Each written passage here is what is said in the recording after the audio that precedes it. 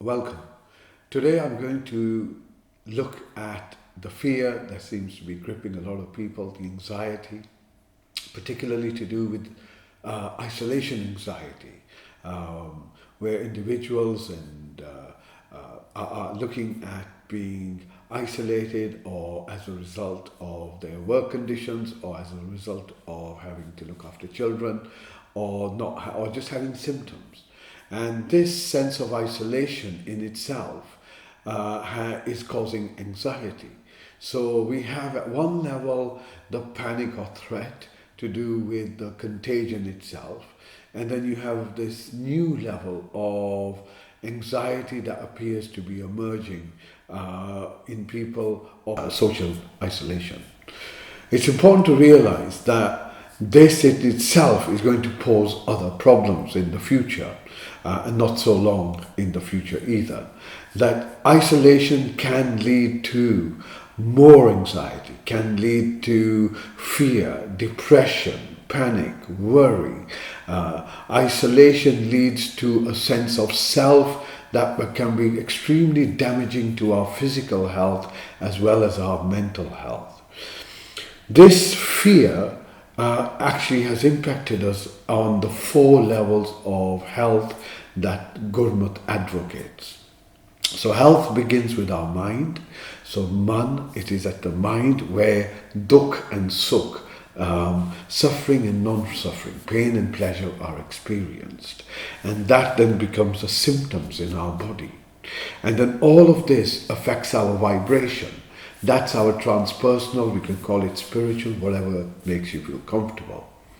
So, depending on where the mind is, this can influence everything else. So at the moment, many individuals are experiencing a sense of panic. So we need to understand that panic begins with the mind. And what part of the mind does it begin with? That part is called ho or home. That's your sense of self, right? So it's the preservation. So let me illustrate this like this. A child who doesn't know about dying or death is unlikely to be afraid if they're told about coronavirus, for argument's sake. Because we know about that, the sense of self is itself insecure. And this is what creates fear. So we know the cause. But we also need to understand some fundamental truths about life and not believe our worldview, because our worldview can be tainted and distorted, as we are all going to discover. This is a moment of profound change. This is a moment in which we can either change with the change, look at this as a real opportunity for self-development, so self-growth, for balancing what needs to be balanced, not just ourselves, but life itself. There is other ways of living, and the way that we have been living has shown itself to be extremely damaging to self, damaging to the environment, kudrat in Gurmat, damaging to the community, damaging to individuals, the source of conflict, the source of greed, the source of a sense of egocentricity, me, me, me, me. This has shown us that you are not in charge of your life, that your life is truly a gift that's been given to you, and it is something that you can truly look at, for it is experiential, it's here and now. And if you truly understand and recognize how to look at it and to recognize what it's showing you beside your worldview, you may recognize that you are part of the whole. You're no different. Your sense of self, of course, that has been created. So of course it's going to feel fearful. So we need to recognize that the universe is self-providing. It looks after itself. Have that trust. It's not a belief, it's a trust. Trust changes. Our trust changes what we get out of life.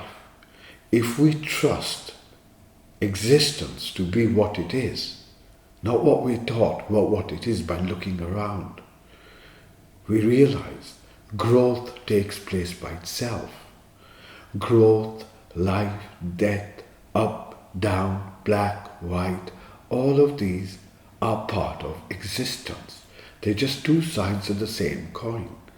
So once we recognize that death is just the other side of the coin of life, we don't get too freaked out about it. We recognize that everything in existence is in a constant state of change. So either you change with the change, or the change changes you. And your resistance and my resistance to what is actually going on can make it either easy for us or hard for us. So one is also a level of understanding and acceptance. And this comes over time. So at this stage, it's about switching off the fear system. It's learning what to do if you find yourself in this place. And what we're going to share with you are practices in order to build up your mental health. So the first thing we do is we need to recognize, one, that our mind is now in the flight-fight response system. And therefore, this has influenced our physiology, our biology. It's made our heart rate increase, it's made our blood pressure increase, it's done many other things, which I can go through, but this is really about providing solutions. So what can we do to help ourselves? The first thing is learn to meditate, enhance our immunity. Vitamin C is known for its immune effects. So taking around half a teaspoon or to a quarter teaspoon daily can greatly impact us, help us in many, many ways. So vitamin C in oranges, in citrus fruits, in bell peppers, we can find it in many places. So increase the vitamin C within yourself, depending on your own body type, of course. Seek advice where you think you need to. Zinc is of huge importance in our immunity, reproductive system, but certainly in our immunity. And there are a number of types of zinc salts that one can take that are available on the commercial market. So it's important to look into zinc if you can. Investigate zinc and the therapeutic impacts of zinc, for that can be of great value to your health and well-being. Over and above that, it's important to realize that when we're stressed, when we're anxious, when we're worried, and when we're angry, this stimulates something called the vagus nerve. This is a nerve within our body, and I'll speak about it later on at some other period. So this stimulates the vagus nerve. This is the largest nerve in our body. It connects to every single organ within us. It even actually connects to the chakras. What is surprising about the vagus nerve is that, of course, that it stimulates many organs, etc., is that actually it transmits signals for calmness, for nervousness, for fearfulness, and for non-fear states. It also for feeling relaxed or feeling angry. So fear and anxiety greatly impacts our vagus nerve. Fear and anxiety creates inflammation within the body, internal inflammation. This inflammation creates a toxic environment within the body that can be harmful. So it is of critical importance that we begin to take care of our mental health first, because with mental clarity we can make decisions that are beneficial for us, rather than in this fearful state where we are desperate to seek safety.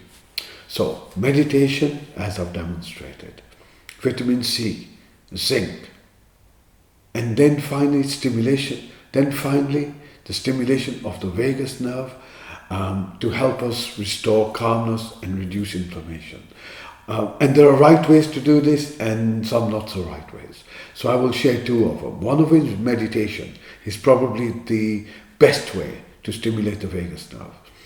The other is to do with cold water.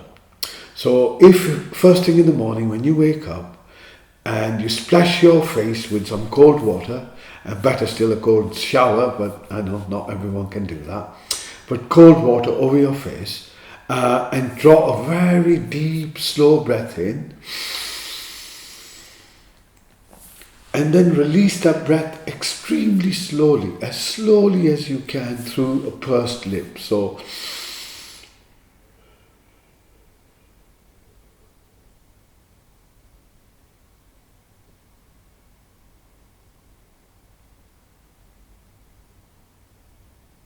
extremely slowly, as slow as you can.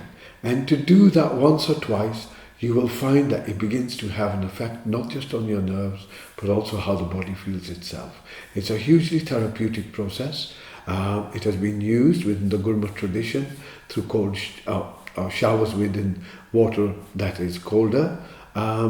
So it is something that's well known in stimulating the vagus nerve in the right way. So meditation, start providing your body with the right ingredients. And we spoke about Ayurvedic ingredients. We will speak more about them in the future. And stimulation of the vagus nerve. My last thoughts. Fear not, you're looked after.